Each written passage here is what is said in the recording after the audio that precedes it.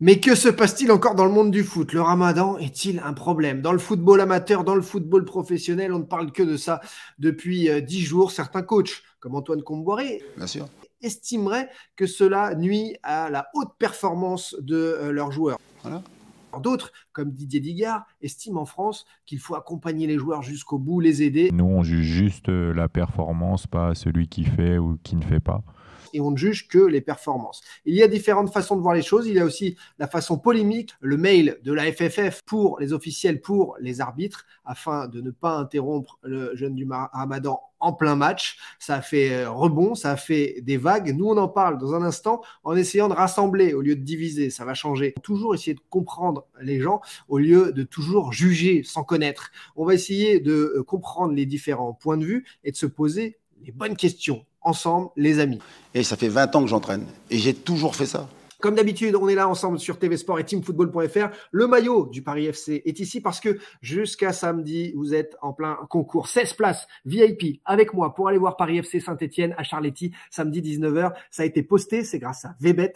Toutes les règles du jeu sont postées, vous n'avez plus qu'à participer. Et il y aura d'ici la fin de semaine le maillot domicile du Paris FC taille M à gagner également. Voilà pour le Cetibossé cadeau de cette semaine. La première ligue s'ouvre totalement aux joueurs qui font le ramadan, leur tend de la main. La FFF et la Ligue 1 semblent au contraire être plus frileux, voire faire polémique. Alors on en parle justement aujourd'hui avec un ancien joueur international marocain. Il est passé par le Paris FC, il est passé par Brest, il est passé par Moulins, bien sûr, il est passé par Boulogne-sur-Mer, 72 buts en 74 matchs. Il a connu donc le milieu pro, avec la sélection marocaine aussi. Il a connu le milieu amateur. Jawad El Azri, aujourd'hui président de Techball France, vous connaissez les tables incurvées, va nous parler de sa vision, lui qui fait le ramadan, et du monde pro et dans le monde amateur. C'est intéressant, il a une vision panoramique du sujet et on va voir un petit peu comment prendre de la hauteur sur ce sujet. Dites-nous dans les commentaires ce que vous en pensez d'ores et déjà, selon votre vécu,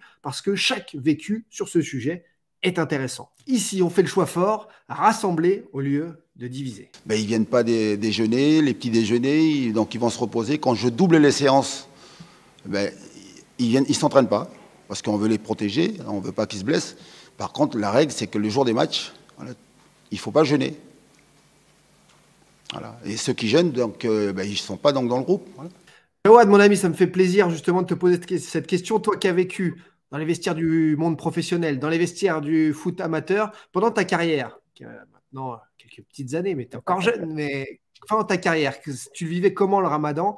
Est-ce que c'était un problème aussi? Ou est-ce que là, on en fait une histoire de société bizarrement? Écoute, j'aurais tendance à te dire que bien sûr que c'était un sujet, mais c'était un sujet d'une qui était moins mis en lumière, qui restait surtout dans le cadre du club et c'était surtout un échange avec le coach. Bon, quand c'était dans les clubs pro, c'était différent parce que directeur général, tu avais beaucoup de monde qui se mêlait à ça, mais ça restait en interne et c'était surtout un sujet où on trouvait des solutions plus que des problèmes. Moi, ce que je regrette là, c'est on fait tout un pataquès d'une histoire qui concerne l'entre-soi, entre guillemets. Moi, je pars du principe que la religion, c'est pas une vitrine. Tu as ta foi, elle est propre à toi. Tu fais tes choix en fonction. Il est clair et net que aujourd'hui, on n'avait pas nous la même exposition médiatique. Je parle notamment des réseaux sociaux. Et moi, ce que je reproche aux réseaux sociaux, c'est que ça permet quand même d'avoir une large diffusion de paroles et des fois pas forcément dans le bon sens. Ouais, Et ça, parfois c'est un zoom déformant, totalement déformant, où on donne de l'intérêt à des choses qui n'en ont pas et surtout à des personnes qui ne devraient pas avoir autant d'écho. Pour autant, il y a eu un mail donc des instances officielles de la FFF à destination des officiels aussi, des dirigeants, des arbitres, ouais, j'ai vu. Ouais. pour ne pas arrêter les matchs, pour rompre le ramadan, le jeûne du ramadan. Alors, toi, qu'est-ce que tu en penses de cette décision et des vagues que ça a fait derrière? Moi, je me pose la question de à qui ça sert. Parce que aujourd'hui, quand tu regardes les plus grands championnats européens, ils font tous en sorte de mettre dans les meilleures dispositions tous les joueurs. Et on ne parle pas des musulmans, puisque là, en l'occurrence, c'est le Ramadan qui est visé, mais de tous leurs joueurs. Moi, ce que je regrette, c'est qu'évidemment, on en fasse encore une fois tout un pataquès sur le fait que, ben, justement, d'initiative, je me demande à qui ça sert. Au final, la FFF qui envoie ça, bon, moi, je ne suis pas dirigeant de la FFF, je ne gère pas ça.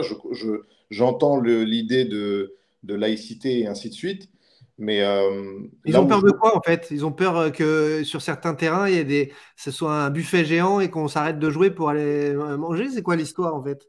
C'est franchement, je ne saurais pas te dire. Pour preuve, là, ils sont 6 à faire le jeûne, à faire le ramadan. Et il n'y a que Jawen qui aujourd'hui donc, ne mange pas les jours de match. Donc il n'y a pas de souci. Hein. D'ailleurs, il n'y a aucune sanction. Mais simplement, donc, quand tu ne manges pas avec moi, tu n'es pas dans le groupe, tu n'es pas sélectionné. Autre idée aussi, et c'est toi, Jawad, qui me l'a soufflé par téléphone, et ça mettrait fin à toute polémique, c'est que les joueurs des équipes concernées, entre eux, ils discutent, ils se mettent d'accord, et qu'au moment où un joueur en question a besoin soit de boire, soit de s'alimenter, ça prend entre 30 secondes et 1 minute, tu peux très bien soit sortir le ballon, soit encore mieux, faire une passe à 10 avec le gardien, avec certains joueurs, gagner du temps, les joueurs de foot savent faire, et en 30 secondes, banane, date, eau, ça y est, l'alimentation est faite. C'est comme quelqu'un qui a besoin de refaire son lacet d'ailleurs. Tu peux aussi qu'il y ait 2 joueurs au sol qui se mettent au sol pour soit se plaindre d'une blessure, soit faire leur lacet. Donc il y a plein de petites choses qui permettent de passer à autre chose et en effet de ne pas faire d'un phénomène, d'un problème de société ce ramadan dans le football. Soyez libres, évitez de juger les autres, vivez votre foi comme vous l'entendez, surtout, et vivons ensemble au lieu de se diviser. Oui, ouais. J'ai fait quasiment toute ma carrière en France. Le peu de fois où je suis parti voir mes potes en Angleterre, j'avais pas l'impression qu'on faisait le même métier. On n'a pas la même approche du football. Et quand je vois que là-bas, justement, ils essaient de faciliter tout ça, forcément, ça me pose question en tant que musulman. Après, j'aurais tendance à Et te dire alors, que le camp adverse avance juste un truc, c'est attention au prosélytisme. Toi, homme de terrain, de vestiaire, ex-joueur, milieu pro, milieu amateur, est-ce que tu ressens dans ce monde français un prosélytisme fou? On est submergé là? Qu'est-ce qui se passe? Toi, tu écoute, sauras mieux que moi même. moi, je vais te donner le fond de ma pensée. Euh, on a un vrai problème de société qui est latent, qui est là depuis beaucoup, de très très longtemps. On a aujourd'hui une deuxième, une troisième, voire une quatrième génération qui est issue d'une immigration qui était venue simplement pour travailler, pour construire la France, qui n'avait pas pour vocation à rester ici. Et cette génération d'immigrés, elle savait très bien où était sa place. Sauf que ça a fait des petits. Moi, j'en suis moi-même issu. Et aujourd'hui, bah, ces Français, tu dois les considérer dans leur entièreté, qu'ils soient musulmans, bouddhistes, chrétiens, juifs, et ainsi de suite. Et dans le cadre du sport, encore une fois, j'ai du mal à croire que aujourd'hui, donner 30 secondes de pause, comme pour la pause chaleur, par exemple, Ouais, ce sera fou.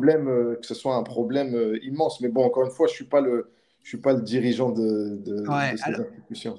il y en a qui veulent apparemment diviser et nous, on préfère rassembler. L'histoire, la dernière question pour toi, Jawad, c'est surtout qu'il y a par exemple un bon coach et qui paraît pas insensé, Ils font le jeûne et puis le jour des matchs, moi je veux qu'ils soient voilà, prêts à 100% et puis surtout éviter qu'ils se blessent. qui s'appelle Antoine Comboiré, qui lui aurait mis de côté l'ancien joueur du Paris FC, son latéral gauche nantais du dernier match, parce que il fait le ramadan le jour de match et il estime que c'est incompatible avec un match de Ligue 1 de très haut niveau. Donc.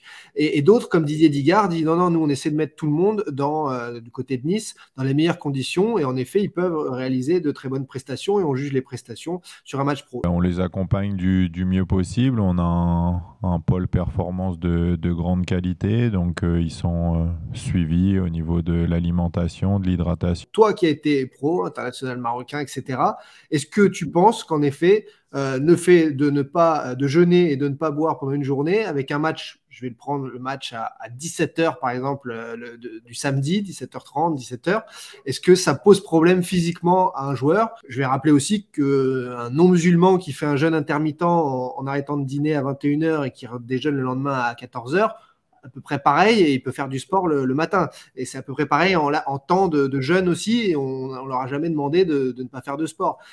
Tout dépend, encore une fois, du ressenti individuel. Mais toi, qu'est-ce que tu en penses? Puisque toi, tu as connu le haut niveau, pas moi, le très haut niveau. Et donc, est-ce que c'est incompatible? Et pour le coup, je salue Antoine que je connais également.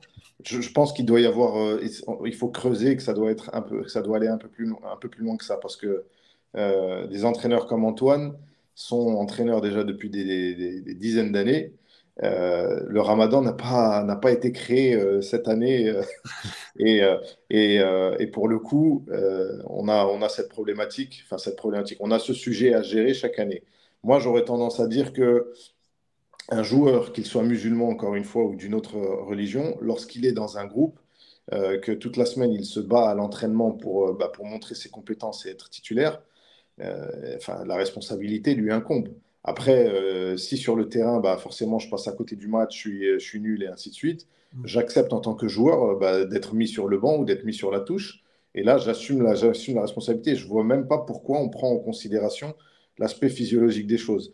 Après, après, mon ressenti par rapport à ce que j'ai pu vivre quand j'étais beaucoup plus jeune, eh ben, ça ne m'a jamais dérangé. Et j'aurais tendance à te dire que j'ai même eu tendance à me sentir mieux physiquement parce que moins fatigué par la digestion, ainsi de suite. Après, je ne cache pas que il y a certains ramadans où, tu sais, le ramadan bouge chaque année Oui, de 11 jours. période de forte chaleur. Voilà, il y a certaines périodes où c'était plus compliqué, mais c'était surtout plus compliqué sur la fin du ramadan, pas sur le début du ramadan, parce que l'organisme commence à être fatigué, ainsi de suite. Mais je pense qu'aujourd'hui, et je finirai là-dessus, avec les moyens qu'ont les clubs d'accompagner leurs joueurs, Ça se je fait, crois ça se fait. que ouais, Et on sait en plus que quand le Ramadan est en période de très forte chaleur, il y a aussi des choix personnels de joueurs qui, le jour de match, décident en effet de faire attention à leur santé, là pour le coup, et c'est vraiment des choix personnels.